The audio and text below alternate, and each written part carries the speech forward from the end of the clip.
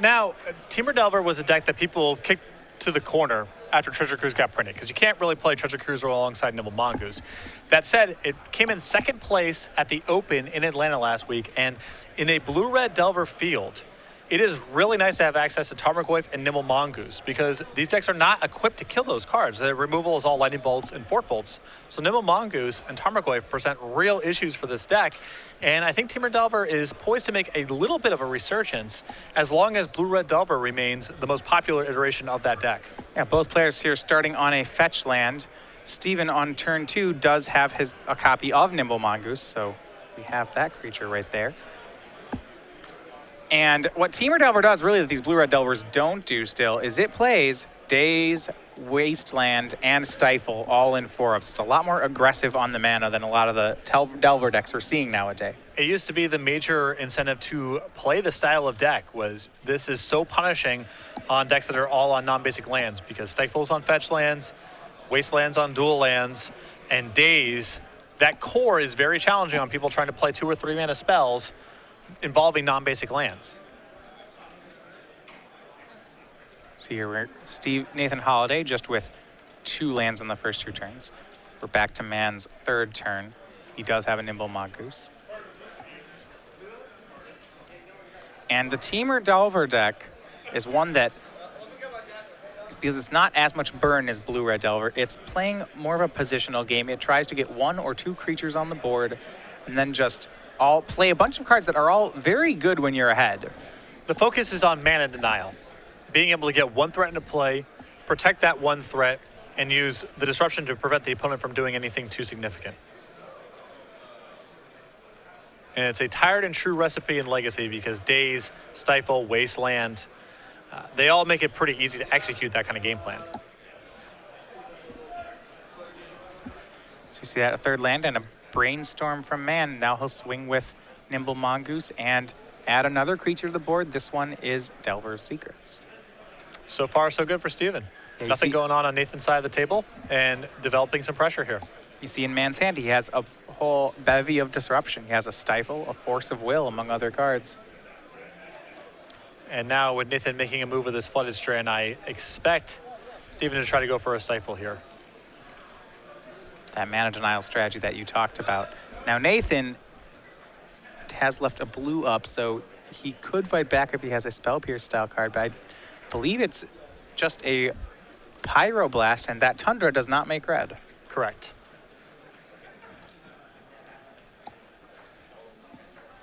There you have it, Stifle on the Flooded Strand activation.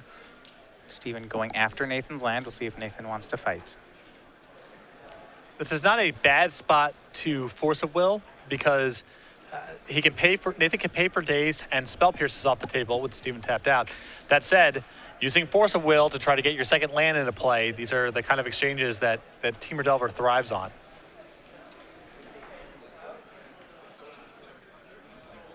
We'll see how Nathan wants to fight here. Looking at his hand, we have Force of Will, 2 Brainstorms, and it looks like he'll just let his land go. Draw a card. Gonna try for another Flooded Strand. This one will work. Steven's tapped out. Now, Nathan does have the option of going for Stoneforge Mystic here, but if Steven has a Lightning Bolt, then it's unlikely to amount for much. No creature to put an Umezawa's Jitte on, and Batterskull not even close to getting into play at this point. Well, a lot of times the fight you see people try to do here is, instead of playing their own proactive threat, you just try to kill the Temur Delver creatures as they come down. You know, Lightning Bolt them, Red Blast, do what you can. It's also important not to try to avoid getting in a position where you're tapping out for a critical threat, because that's when Daze is at its best. Nathan fetching on his own turn while Steven's tapped out. He does have both Pyroblast and Lightning Bolt, but opts to wait and try to make his play on Steven's turn. So we go back over to Mann. Did not flip the Delver. His draw for the turn was Scalding Tarn. Remaining cards, Lightning Bolt, Ponder, Force of Will. And flooding out a little bit. I know that's funny to say, but Temur Delver deck tries to run on 2 or 3 mana. The 4th one, not that helpful. Yeah, it's very land light. They only actually have 6 lands in the deck that tap for mana. It plays usually 4 Wasteland, 8 fetches, 6 lands. Now, what is nice about this is it allows this extra fetch land. It allows Steven some amount of agency over how this ponder gets set up. If he likes a couple of the cards, but not all of them, he has the option of taking what he likes and then shuffling away the bad draw. So, for example, with this ponder, he's looking at Nimble Mongoose, Delver of Secrets, and a Brainstorm. Brainstorm, land, and Nimble Mongoose. So what he has the option of doing is take the Nimble Mongoose, leave the Brainstorm on top, flip the Delver the next turn, Right. then shuffle away his deck knowing that his next draw is a land. See what he kept here. Looks like he kept the Brainstorm. Well, if he has no interest in another Nimble Mongoose, that makes sense. He just wants the fetch land to set up his Brainstorm. But you're right, it does mean that he can't guarantee that the Delver is going to flip. However, if you're Steven, you may expect what we know, which is that the flipping on the Delver doesn't particularly matter because it's probably not surviving. Correct. The Jeskai Stoneblade deck playing with 4 Lightning Bolts, 3 or 4 copies of Swords to Plowshares, and some number of Pyroblasts has become common as well. So hard to count too much on this Delver of Secrets. 2 more damage coming in. Nathan going to opt to take the damage. Doesn't really need to go for a removal spell before Steven's end step. It's only 1 damage right now off the Delver. And if he kills the Delver right now, that puts a 5th card in Steven's graveyard. And who knows? At that point, Steven might be able to Brainstorm and fetch. And all of a sudden, the Nimble Mongoose is a 3/3, and you actually cost yourself a point of damage, not saved it. Steven's going to go for a Brainstorm here. See if there will be a fight. Nathan can use Pyroblast. Steven did play the fetch land before casting Brainstorm, perhaps wanting it to get countered. I think he also wants the option of trying to push the Nimble Mongoose up to threshold. And Pyroblast will take down the Brainstorm. So we pass back to Nathan Holiday. His draw for the turn was a copy of Jataxian Probe. The 2 of. This is good and bad. I'm sure Nathan would love to know the last couple cards in Steven's hand, but 2 life is a big cost at this point, and he can't afford to spend a mana on this given how tight his hand is. And he'll pay the 2 life down to 13. He'll see Lightning Bolt and Swords to Plowshares from Mann. You see that hand really was wanting to resolve that Brainstorm.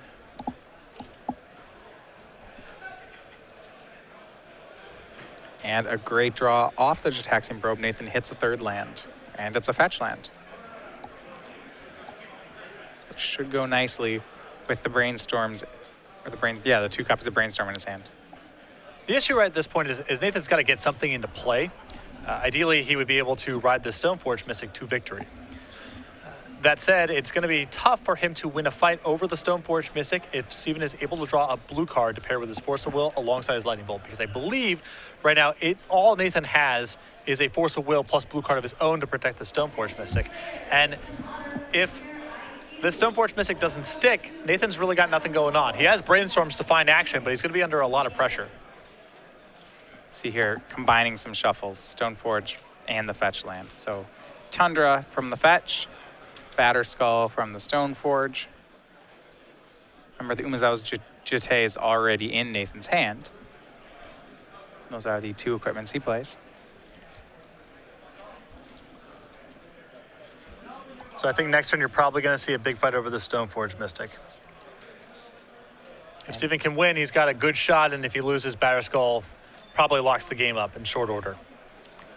And we know the top card of Steven's deck is not going to be of help to him right now.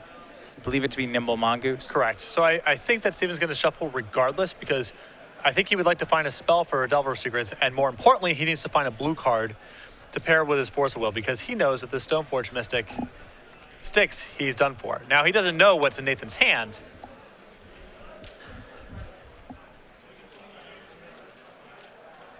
So untap, and for the 3rd straight turn, it looks like that Delver's not going to flip unless we see Steven fetch right now. Here's the thing. If you think your Lightning Bolt is good here, that it will resolve and kill the Stoneforge Mystic, Nimble Mongoose is a great draw. It's going to be a 3/3. But if you suspect Nathan can win the fight over it, then you have to go and try to find a blue card. And I think the fact that Nathan looked at Steven's hand, saw that there was a Lightning Bolt there, and went for Stoneforge Mystic anyway, in lieu of doing something else with his turn, means Steven thinks that just Lightning Bolt is not enough to win the fight, and he needs to go find a blue card. We do know there's Force of Will plus blue card in Nathan's hand, so you're absolutely right there. The bolt would not work. I suppose the second lightning bolt is also a fine draw. And there. And right on cue, Mann will get another lightning bolt as the Delver will flip into Insectile Aberration. We'll see if Nathan wants to fight before Steven draws it. He does not. Yeah, he knows the content, so. It seems like we're heading toward a hard cast Force of Will here. Only one land and then Steven can do it. He'll start with a lightning bolt on Stoneforge Mystic. He's going to try to keep that Batterskull off the table for as long as possible. Now that Nathan knows about the second lightning bolt, he's not going to fight there. Instead, he's just going to lightning bolt the Delver of Secrets back. Yeah, no reason to force a will there because you know that the second bolt has you covered. So you might as well save the force of will for something else. But now the Nimble Mongoose has achieved Threshold. It is a 3/3 Shroud, a very difficult card for Nathan to kill with removal. He's going to have to make his way up to Batterskull, and fairly quickly. A 3-turn clock. He can also find one of his 2 copies of True Name Nemesis in the main deck. He has 3 copies of Young Pyromancer. And you see a true name there.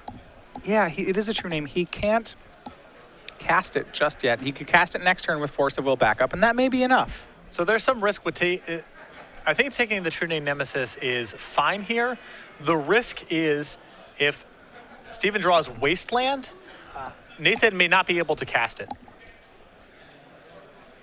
Wasteland, all 4 of in Steven's deck, along with Ponders and Brainstorms. It's not an unreasonable card for Steven to hit here. And it looks like that True Name Nemesis will get into play just in the nick of time right now. But a Wasteland could undo it. Look at Mann's draw for the turn. It's a land, but it's Polluted Delta. That does mean that Mann gets to use this hard cast Force of Will to fight over True Name. Now Nathan has it covered, but it's going to cost him some life points and some cards. And that's not the end of the world for Steven. I'm sure he would prefer something else. But if Nathan has the Force of Will back on this True Name Nemesis, which I think he does, his hand really has nothing else going on. That means he doesn't have a Force of Will for the lightning bolt that's in Steven's hand. Nathan falls to 5. The bolt makes it 2, and we're close. Yeah, it's possible. Nathan's going to Brainstorm here on Steven's turn. Still no lands. He hits a Stoneforge, another Brainstorm, and the True Name we knew about. So he'll be kept on 3 lands. And now he's going to try to stabilize, looks like, with the True Name Nemesis. Now Nathan's working with perfect information. He knows still about Steven's hand from that early Gitaxian probe. He's looking at Force of Will and Lightning Bolt. But I think he has to fight over this True Name Nemesis. He can't just let it not, he cannot let this not resolve. All right, so here's True Name. He knows about the hardcast Force of Will. He's going to have to play into it. As much as Mann probably knows he will not win this counter war, his play is pretty locked in. This is not too bad here for Steven. Yes, True Name's in play. There's a Jitte looming, but you can probably guess that Nathan does not have land number 4 coming because you've already seen that in play, most likely, which means there's a 2-turn delay on the Jitte. You have a bolt in your hand, so you are drawing fairly live here. He would need to find another lightning bolt, most likely. See Daze the draw there. Daze, one of the worst draws in the deck.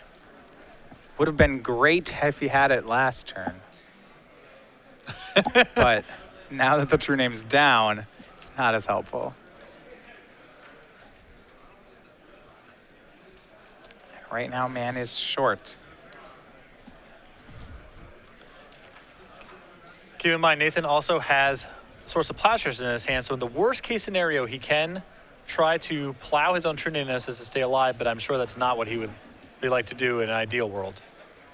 He'll use another copy of Brainstorm, draws 3 cards. Third one down is a fetch land, I believe. So Nathan can go to 4, which is a virtual 1, and Nathan knows that. But 1 isn't 0. He probably will make the play anyway. Here's Scalding Tarn, and he's going to set up to gain some life. It'll be Stoneforge Mystic here. It's going to go. He put his equipment on top of the deck, and now it's going to go find it again. So if this resolves, great. He goes finds the Jitte or the Batterskull, and if it doesn't resolve, well, the equipment's still there. He can still cast the Jitte next turn. I think Steven was debating whether or not he wanted to just daze there to force Nathan to tap his own to crack that fetch land. It's not a great use of a daze, but it might be the only use that he has of it. He'll decide to hang on to it, which does mean he could shuffle it away to get rid of it with a brainstorm, maybe pitch it to a force of will. Maybe it could be that those things matter more. Well, now he can daze to fight over a one-mana spell that Nathan has, and we know he has Source of Plowshares in hand. So that's actually great for Steven if he draws a way to win the game. Well, one thing he did draw here was he drew another copy of Nimble Mongoose, which means he may be able to race the True Name Nemesis, because if it swings in, it only gains 4 that turn. Steven can swing back for 6, the Bolt makes it 9, and even with the 4/2 Jitte counters, Steven still has him covered. Yeah, so he's still got a shot here. It's getting hairy. You know that Nathan's very, very close to having the game stabilized. But yeah, but right now Nathan still can't connect with those Jitte for that Jitte. Nathan might know it too. It looks like he's going to start with Ponder. He still needs to find more. Start with Stoneforge Mystic. And if Nathan can't link the Jitte onto True Name Nemesis, and it's looking like he maybe can't, well, then he can always have the backup plan of just simply Stoneforging a Batterskull into play. Keep the True Name on defense, get a Batterskull into play, and start gaining some life that way. Right. If Nathan really gets in a hit with the Germ Token, I don't see Steven coming back from it, especially not once the Batterskull gets onto True Name. Ponder here from Holiday sees a land, a Spell Pierce, and a Treasure Cruise. He still has a fetch land uncracked, so he can take 1 and then shuffle away the other 2.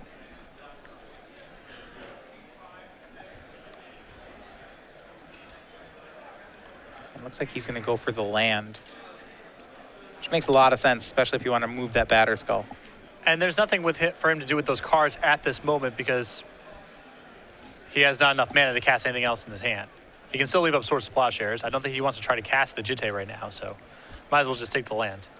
And getting that Stoneforge with Batterskull also means that even if Steven finds another Lightning Bolt or card that makes Nathan have to Swords to Plowshares his own True Name, Nathan can do that. Now this Ponder is excellent for Steven. It has at least 1, if not 2 Lightning Bolts. I think it might be Brainstorm, Bolt, in which case that's going to be really hard for Nathan to beat. Yeah, he can take the Brainstorm into 2 bolts, and that's asking a lot of Nathan to get out of that. Now remember, Steven did use the previous Lightning Bolt on a Stoneforge Mystic and did not send it upstairs. And in case you guys forgot about the merits of playing Temur Delver, 2 Source of Plowshares straight in Nathan's hand versus 2 Nimble Mongoose. If those were young Pyromancers, if those were other copies of Delver of Secrets, it would be trivial for Nathan to win this game. But the fact that those Nimble Mongooses cannot be targeted is causing Nathan a lot of problems. And the other card in Steven's hand, Brainstorm, he can get both Lightning Bolts right now. And a Fork Bolt too. Yeah, he does have a fork. He does have 2 copies of Forked Bolt in his deck. So a ton of burn from Mann. It looks like he may pull this one out. We'll see. If he's just going to start sending burn upstairs, it'll force Nathan to make some plays he otherwise would not like. 2 damage, that's from Forked Bolt. It's going to go at Nathan. That puts him to 3. He's going to go for lethal with Lightning Bolt. Should force the Swords to Plowshares out of Nathan's hand. Yep.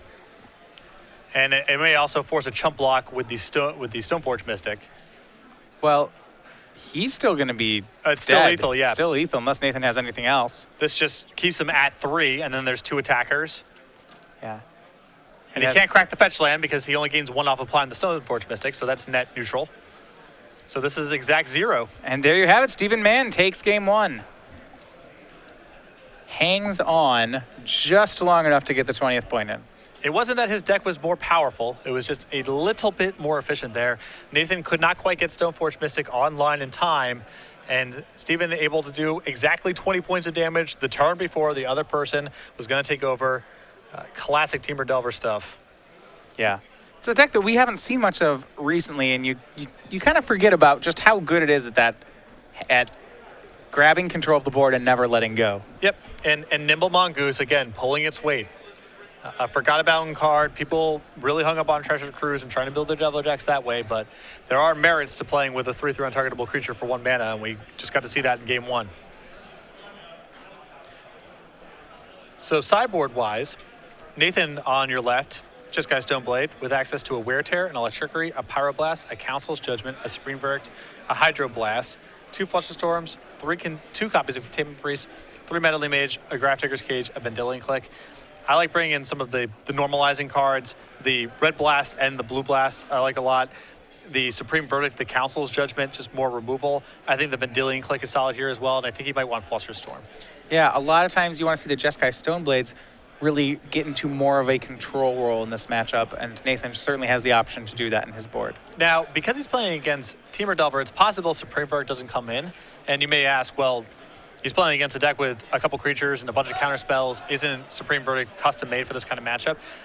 And it is if Nathan can get to 4 lands. But there's no guarantee against a Stifle Wasteland deck when Nathan's playing, 18 lands total. He does have a couple basics in his list, but getting up to 4 mana is a challenge. So he may not want to go to Supreme Verdict in this matchup. Whereas against something like Blue-Red Delver, which doesn't disrupt your mana at all, Supreme Verdict's a no-brainer. So another bit of change between those two decks. There are some subtle differences. Yeah, on Steven's side, he has a lot of the same tools, and you see a lot of this in these fair deck matchups. He has Pyroblasts and Hydroblasts available in the sideboard to help him win counter wars. He almost certainly wants the Pyroblasts here. There's a lot of permission on Nathan's side.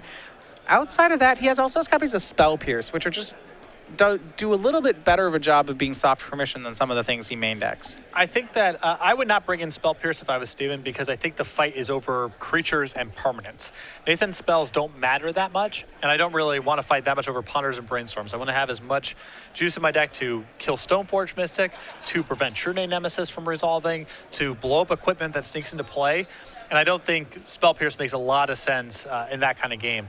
I also like the 1 Sulfuric Vortex in Steven's sideboard a lot, because eventually, to win these games, Jeskai Stoneblade almost always has to be either connecting with an Umaza's Jitte or connecting with a Batterskull. It's very rare for True Name Nemesis and Lightning Bolts to just race this deck, because Temur Delver plays that game plan better than Jeskai Stoneblade does. So I think the 1 Sulfuric Vortex is nice for Steven in this matchup too, because it gives him a way to cheat Umazawa's Jitte or Batterskull beating him. Now, how much, I want to go back to the Spell Pierce thing. Can he fight over cards like Swords to Plowshares, or use Spell Pierce to fight over Nathan's Spell Pierces? It's really tough. Just the stars have to align perfectly for those kind of fights to really manifest, I feel like.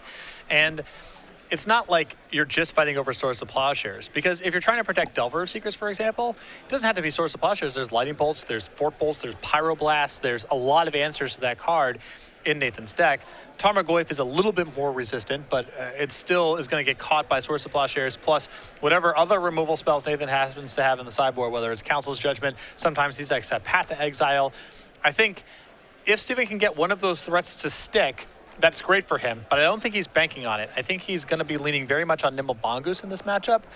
And because of that, I don't think it's worth trying to fight over Nathan's removal spells, because if you're planning on winning with Nimble Mongoose anyway, doesn't really matter what removal spells your opponent has in their hand. We're underway. Nathan Holiday down a game here. Remember, Stephen Mann bumped down to 12th place. Started the weekend at 11th, but was passed by Brad Nelson, our finalist from this morning. Great performance for Brad. That Jeskai token deck is the real deal, and I think we're going to see a lot of it in Seattle.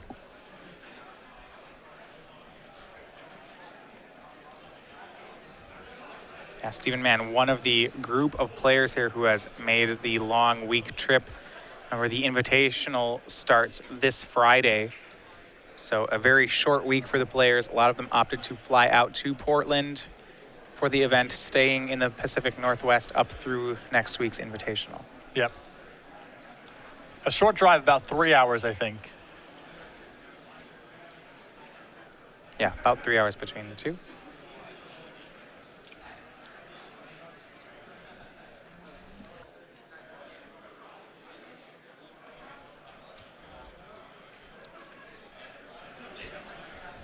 Our head judge, Bruce Mills, there in the feature match area.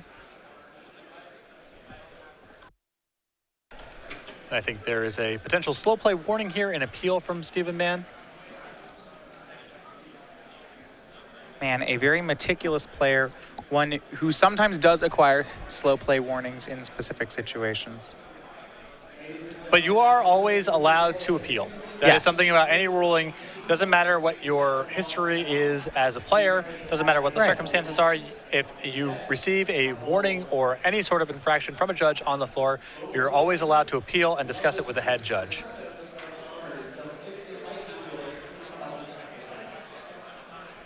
Nathan on the play. Both players have kept their hands. This currently, we are past mulligans. You see Nathan has made a volcanic island on his first turn, but the game is currently paused at that point. Yeah, Nathan went down to 6 cards.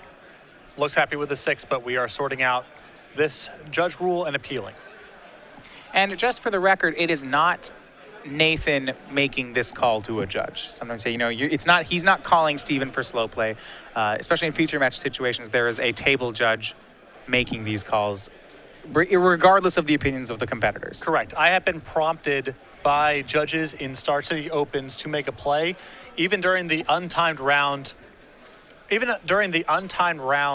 of top 8s. I have been, Right. I don't know if I've ever received a formal warning, but I have had judges say to me, Patrick, you need to play a little bit faster right now, or I'm going to give you a warning.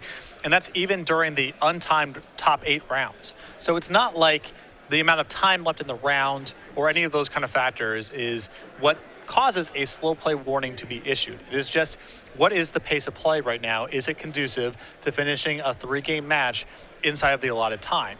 And if you as a player see your opponent playing at a pace, normally I suggest prompting your opponent first, but you are certainly allowed to call a judge. And if a judge on the floor is watching a match, or in this case, we have a table spotter who is allowed to assess that sort of penalty, then it doesn't have to come from the opponent. It can come from judges on the floor as well. All right, well, turn 1 Volcanic Island on Holiday's side. That'll be a Wooded Foothills from Stephen Mann. There are some creatures in play for Nathan. He has a young Pyromancer. It's going to go for a Ponder turn 2. I don't believe he had the second land here. A Daze could have been catastrophic for him, but it's going to resolve and he finds 2 more lands, so all is well for the time being. I think that Stephen elected not to play Nimble Mongoose on the first turn, trying to hold up Stifle here, which I like. Yeah. Trying to snag land number 2, especially against a deck with Stoneforge Mystic and True Name Nemesis. All the land destruction is going to be potent here. Yeah, Stephen did actually have a Daze in his hand. Now, that's a pretty huge read if you were to know to Daze that Ponder, and one that I don't think he can honestly make. But does still have the card, and will likely snag one of Nathan's cards with it. I think that if it was, let's say, Spell Pierce, I think there's a really good chance Stephen decides to counter there. But because it's a Daze and it sets back his own land drop, it's not worth the fight just yet. So Nathan will make a Volcanic Island for the turn. Holding the Tundra in his hand, he wants to give himself some insurance against a possible wasteland out of Steven. And now you see a second copy of Young Pyromancer. Or no, that was rather the first copy of Young Pyromancer, redrawn by Nathan. He's going to play that one, this time with a land up to play around Daze. And it will resolve. And if you look at these decks, if you just looked at the deck lists, you would say this matchup seems so bad for Steven because True Name Nemesis, Stoneforge Mystic, these are all problematic cards. But the ability to run on so few resources and the constraints it puts on your opponent's resources often means it doesn't really matter what cards are in the opposing deck. If you can pin them on mana, if you can make them play inefficiently, that's going to be enough to win a lot of games. As long as your opponent is playing a lot of non-basics and fetch lands, you have a lot of game if you're the Temur Delver player. And now we're in the spot here where, Nathan can force a will here, but he's protecting a threat that isn't particularly good. He's exposing himself to Flusterstorm or Spell Pierce.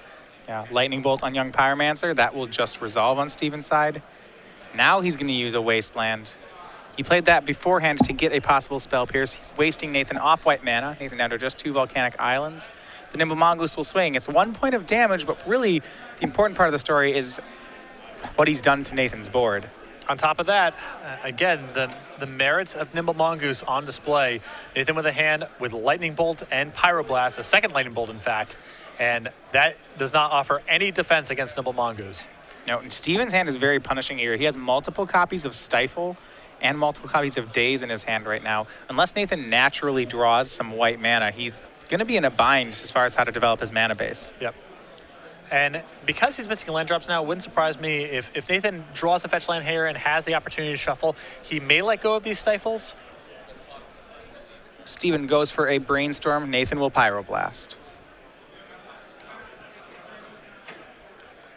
And Scalding Tarn, the draw for Nathan. He will play it and just pass back the turn. A lot of discipline. I think a lot of people would have had the instinct there just to crack their fetch land and try to get True Name Nemesis in play. But Nathan knows between Stifle, between Daze, between Red Blast, it's just too much of a Hail Mary to go for right now. Yeah, he's only taking 1 a turn right now, and he's not really under a clock until that Mongoose gets Threshold. Yep. You see a play swing there by the Mongoose. Steven makes Delver of Secrets for the turn and does not have a third land. The Delver taken down by a Lightning Bolt as we go back to Holiday's turn. And it's a second fetch land. This one's Flooded Strand. Now it's possible Nathan will make a move, because he can at least get a third land into play. Yeah. Cracks Scalding Tarn. See if Mann even goes for the Stifle here. He will. Takes care of the land. No reason not to. Nathan, with another fetch land, he has a chance to crack the land and get... He can go get mana. Now, remember, Steven has multiple copies of Daze here, so Nathan won't be able to resolve anything too terrible. Yeah, Nathan has the opportunity to just go for it here. He could have just, again, cracked a fetch land, jammed True Name Nemesis, but he knows just the odds are too long for it resolving, and his hand has nothing else going on. Tough decision there by Nathan to whether or not to crack his fetch land. He's either playing around Stifle or playing around Wasteland. Can't do both. Opted not to crack it. Probably ends up being that he wanted to make the other play. Well, here we go. I think this is going to be a Daze True Name Nemesis between Stifle and Daze. So he's going to Daze True Name Nemesis, pays a mana, then he's going to Stifle the fetch land. Nathan cannot get a 4th mana to pay for it. True Name Nemesis is countered, and it's back to Steven's turn. Nathan now taking 3 a turn is more than enough cards in Steven's graveyard. I believe he has 9 to fuel up this Nimble Mongoose. And again, it doesn't matter what cards are in your opponent's deck if they can't get any of them into play. Nathan with objectively more powerful tools, but he has struggled to mount any sort of defense. And here's Tarmogoyf from Steven. At 4/5, we have sorcery, instant, land, and creature all in the graveyard. And 1 lightning bolt from Nathan, and he's going to go for a second one. Cannot let Tarmogoyf stand. But his hand is now down to a single card, and I believe it's a Force of Will. That will do very little. And Steven assembling more Mongoose. Nathan's at 6, and Steven will take the match 2-0. Pretty straightforward stuff there. That is Temur Delver in a nutshell. Prevent your opponent from ever getting anything into play by using Daze, Mana Denial, and a cheap Disruptive Clock. And it's kind of refreshing. We used to have tournaments where this kind of game would play out round after round, Temur Delver making up huge amounts of the top 8. And with all this treasure cruising in Blue-Red Delver and Stoneblade recently, you haven't really gotten a chance just to see this resource denial package on screen. It's been the talk of the town, treasure cruise, and whether you want to put it into Delver shells, into Stoneblade shells, into all sorts of decks. Mm-hmm. And the first deck that really got pushed out of the format as a result of this is Temur Delver, because you cannot play Threshold cards with Treasure Cruise. Those 2 cards can't be played together. Yeah. But there are merits to keeping the shell intact, and Steven Mann at 4-1 on the heels of the deck being the runner-up in SCG Atlanta last week, maybe due for a little bit of revival. I think people dismiss this deck too quickly, and Tarmogoyf and Nimble Mongoose seem like excellent threats in the format right now. Yeah.